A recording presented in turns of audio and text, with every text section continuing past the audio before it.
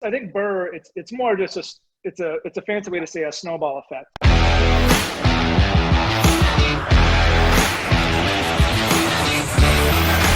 So I know what a lot of people are interested in. I don't know where you want to go first, but let's first talk in a little bit more detail. I mean, everyone understands what BRRRR is, but where have you seen using the BRRRR method on single family homes and then also on apartments to be the most effective?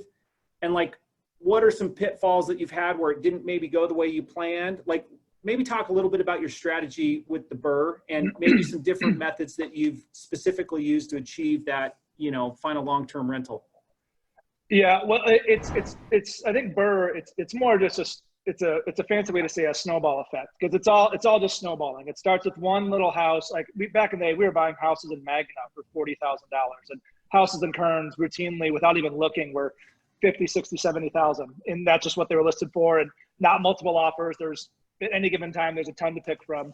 So all those, you know, you'd buy one, fix it up, and you got 10,000 in equity, 20,000 in equity, and then 4, 5, 6, 7 years later, you have 80,000 in equity, and then you combine a couple of those together, and you know, simultaneously refi a couple for the third or fourth time, and then you take out 300,000 or 400,000, and then you have enough to buy 8-plex, you know, and then you own that for 4 or 5 years, and then you know, you're with principal pay down and appreciation and improvements. Now you have 800,000, and next thing you know, you're you know, on a 1031 or either a cash out or a 1031, you know, being able to have $1 million, $2 million, $3 million, you know, $1, $2, or $3 million, either combining. I would combine a lot of smaller houses.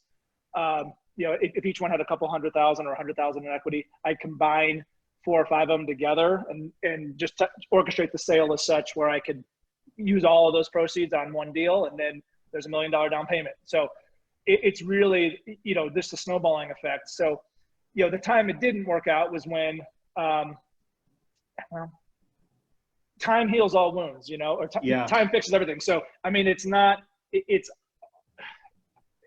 I'm sure there's a time where it didn't really work out, but it just meant I held it longer. You know, it wasn't as good as I thought. I couldn't get out as much as I thought. You know, it didn't appraise. You know, I mean, so there's little to no downside on it. You know, worst case, I own a remodeled property, but with a lot of equity, so therefore, arguably, it probably cash flows better. You know, and sure. I was not really focused on cash flow, because I knew, you know, cash flow on rentals is not that great, no matter how you cut it. I mean, you own them free and clear, you get a 5 or 6% return. You leverage them, you're getting 5, 6, 7, 8. It's not, you know, it's not that exciting. But the equity build up and principal pay down and, you know, outsourcing your debt obligations to the tenants. I mean, there's so many other benefits where the cash was not that important. But so that being said, every penny I had and every bit of free cash went back into the properties, either one property or several properties. So I was always improving, always increasing value. And yeah, so that's, you know, so I can't really think of any downfall to BRRRR. I mean, it's when you were doing, maybe when you were starting out and had a lot of those single family homes, how were you financing those? Would you use private or hard money or your own cash? Usually on the buy. Yeah, the credit card thing only worked a couple of times, but on the buy, I would use a hard money lender. And 12%, 33% down, but it was so easy because these were $50, $60, and $70,000 purchases. So the interest, even at 12%, was $400 a month. So it was a lot different back then.